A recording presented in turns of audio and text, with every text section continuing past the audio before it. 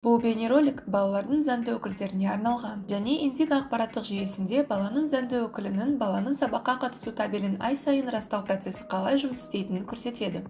Баланың сабаққа қатысу табелі арнайы электронды құжат. Бала-бақша бұл құжатта балаңыздың келуін, оның келмеген күндерін және олардың себептерін белгілейді. Мұндай ақпарат тамақ дайындау үшін және балабақшаға әр балаға мемлекеттен қаражат төлеу үшін қажет.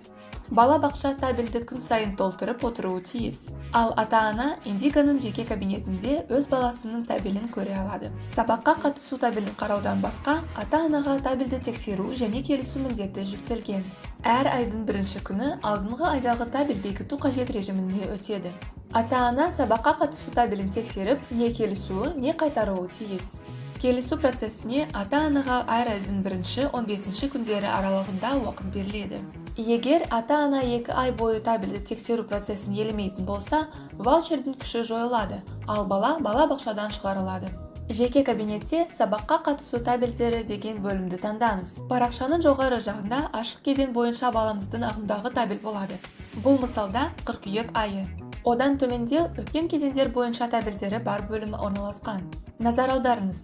Тамыз айының табелі бекітілу талап етіледі мәртебесінде тұр. Бізге дәл осы табел керек. Табелді қарау деген түймешікті басыңыз. Жүйе табелдің нысанын ашқаннан кейін табелді растауға қанша уақыт қалғанын хабарлайды және бекітуден бас тарту және табел бекіту деген екі түймешікті ұсынады. Табелдің өзі сәл төменірек орналасқан. Табелдің мазмұнын тексеріп алыңыз.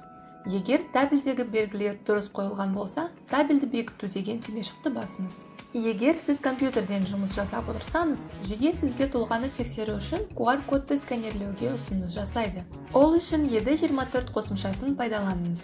Ед24 қосымшасын қайдан алуға және қалай орнатуға болатынын түсіндіретін роликті қараңыз. Егер сіз Ед24 қосымшасы орнатылған мобильді телефоннан жұмыс істейтін болсаңыз, QR-кодты сканерлеудің қажеті жоқ. Тұлға расталғаннан кейін жүйе табелді төлемге жіберуге ұсыныс жасайды. Жөнелту деген түймешікті басыңыз. Осымен табелдің бекітілуі аяқталды.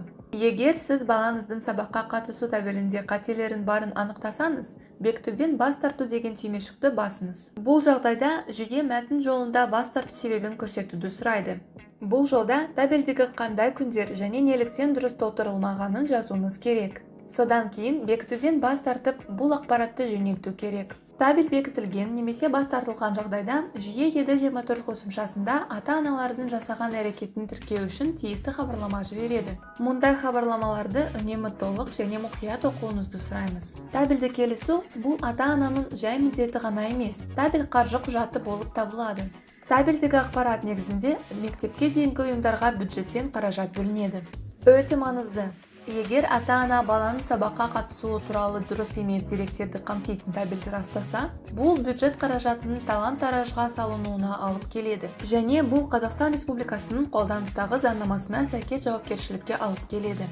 Өтінеміз, мұқият болыңыздар және мемлекет балаңызға бөлетін ақшаны бақылап отырыңыз.